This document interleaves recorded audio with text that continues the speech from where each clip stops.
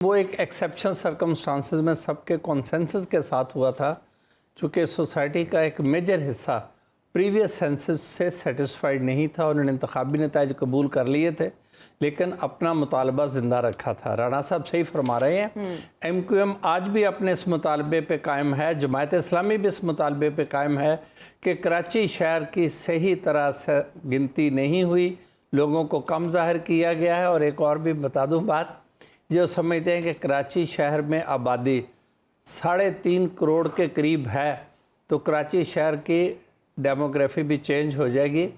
वहाँ non Urdu speaking population के अलावा और भी कई लोग आ गए हैं। उर्दू स्पीकिंग पॉपुलेशन की अब इट स्टैंड्स कॉर्नर्ड नाउ। हाँ, जो दूसरी असल बात है, अगर वज़ीर आज़म के बयान को लें कि ये नई मरदमशुमारी की बुनियाद पे इंतखाबात होंगे, तो आइनी तकाजा है कि नई हल्का बंदियाँ होंगी।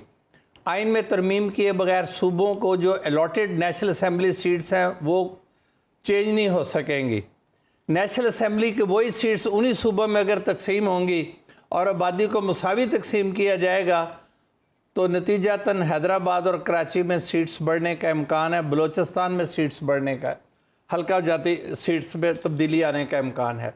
नंबर प्रोविंसेस का वही रहेगा विदाउट अमेंडिंग द कॉन्स्टिट्यूशन। जो प्रोविंसेस का एलोकेटेड नंबर है वो चेंज नहीं हो सकता। ठीक है। अब जो दूसरी सूरत हाल है, हुकूमती इरादे और ख्वाहिशात, जैसे जनरल साहब ने फरमाया है, असद उमर साहब का बयान उस तनाज़र में दुरुस्त था कि टाइम फ्रेम ये होना चाहिए कि अगर इलेक्शन अपने प्रॉपर टाइम पे होता है तो उससे पहले सेंसस का इशू सेटल डाउन हो चुका होगा और इलेक्शन कमीशन ऑफ पाकिस्तान नई हल्का बंदियों के मरहला से गुजर चुका होगा।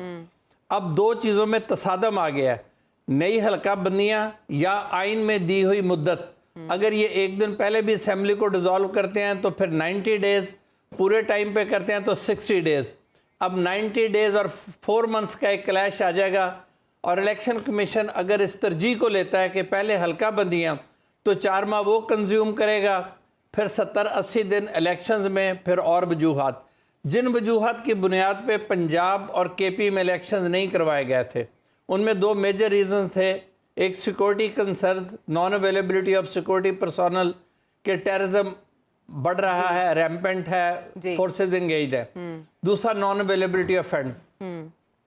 अब ऑल ऑफ सडन हमारी हुकूमत अमीर हो गई है कि फंड्स अवेलेबल हैं, लेकिन जो जनवरी से लेके मई तक सिक्योरिटी के हालात थे, अगर रिपोर्टेड नंबर ऑफ कैजुअल्टीज और क्लैशेस, जाना साहब बेहतर समझते हैं, सिर्फ उन्हें देखा जाए, involving both the provinces and borders, दोनों borders, Iranian border, Afghan border, हमारी कोई भी लाइन सेफ नहीं है और कोई दिन महफूज नहीं है जब कैजुअल्टीज रिपोर्ट नहीं होती।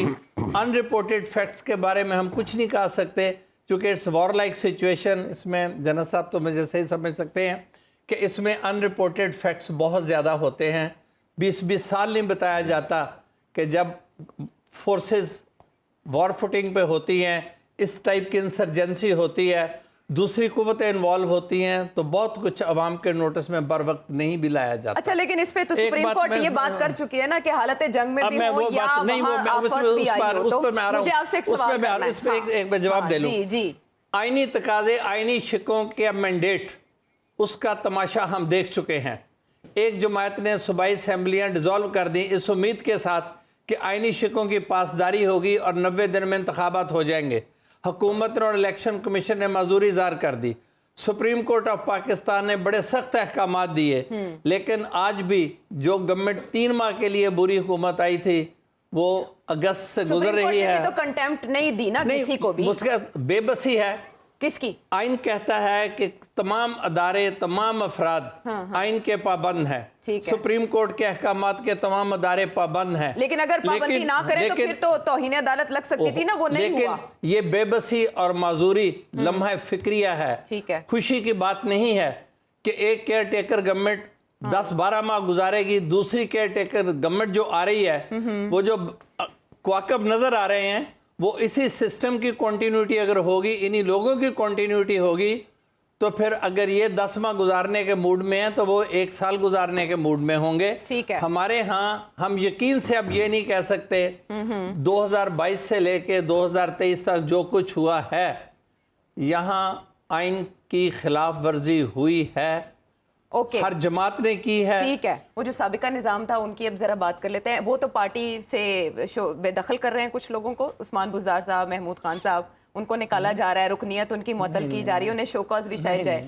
میں یہ پوچھنا چاہ رہی ہوں آپ سے کہ توشہ خانہ کیس ابھی تک منطقی انجام تک کیوں نہیں پہنچ سکا؟ ایک تو جنہیں اب نکالا جا چکا ہے ہاں ان کے جانے سے قبل بھی پارٹی کو معلوم تھا کہ یہ لوگ جا چکے ہیں. تو پھر یہ آپ رسم ہی کیوں کے کر شو رہے ہیں؟ میں میں نے بات کہی تھی کہ ان کے گھر سے جھنڈا بھی اتر گیا اور بلوچستان چلے گئے ہیں اور گڈ بائی کہہ گئے عثمان ہیں. بزدار صاحب کوئی آدمی ابھی تک ایسا نہیں نکالا گیا جو پارٹی کو پہلے نہ چھوڑ چکا ہو. یہ ایسے ایک رسمی کارروائی پوری کر رہے ہیں کہ ہم نے نکال دیا. اس وقت تک 4 صوبوں سے ماس ریزگنیشن یا ایکسپلشنز ہو چکی ہیں.